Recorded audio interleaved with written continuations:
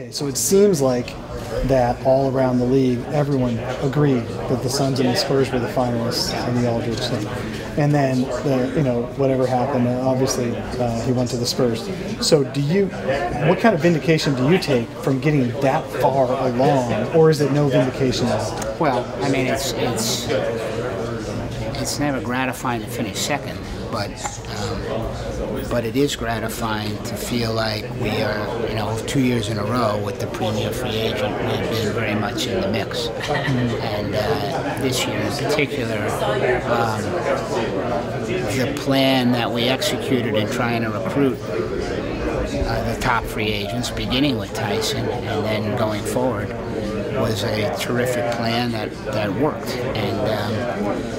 And none of that can happen unless you've put the things in place, which we've taken, years to do, to be an attractive alternative. And we are an attractive alternative, whether that's the city, whether that's the franchise, whether that's ownership, whether it's the training staff, whether it's Ryan and his vision and our basketball operations staff, whether it's Jeff and the fact that everybody wants to play for him and his coaching staff, and what we've accomplished here, and the sense that everybody has that we're just poised to take a step. When that comes, I keep saying I don't know, but we're poised to do it, and I think we are. I've said all along that what we've done is put ourselves in a position to be a very attractive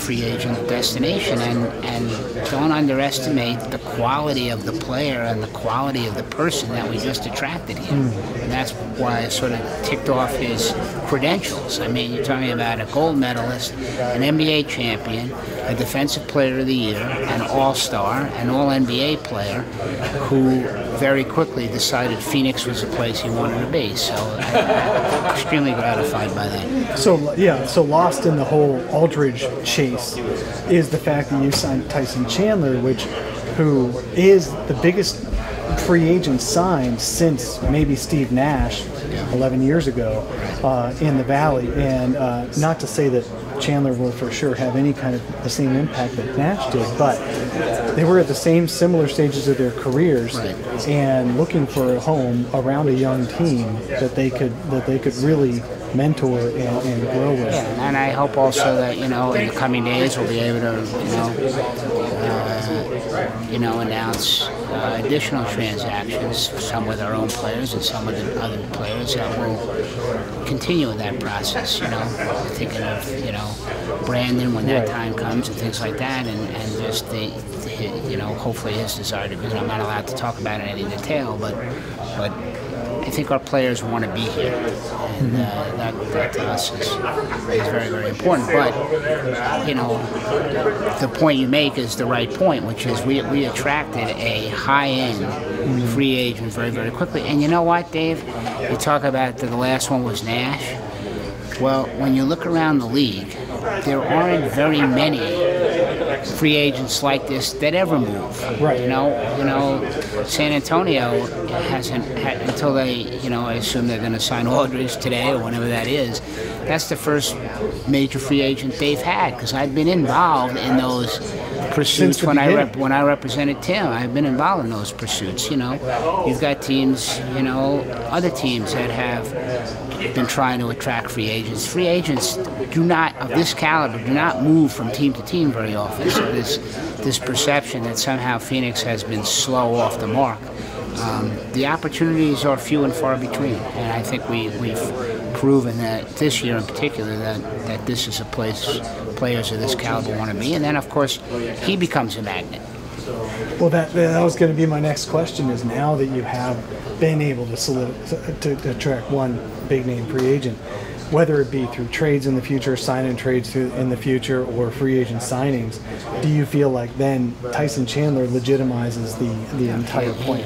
He does, and he's a great spokesperson for our plan and for our team and for our community. And I know he's going to like it here, and he's going to like our training staff, and he's going to like our culture, and he's going to enhance all those things, and he'll be an ally in the process moving forward, and that's what you want. And I think that's what our expectation is. But you know, getting him here makes it that much more of an attractive place for not only other free agents, but for our own players, and you know, for our community and for our families. You can't be in his presence and not feel his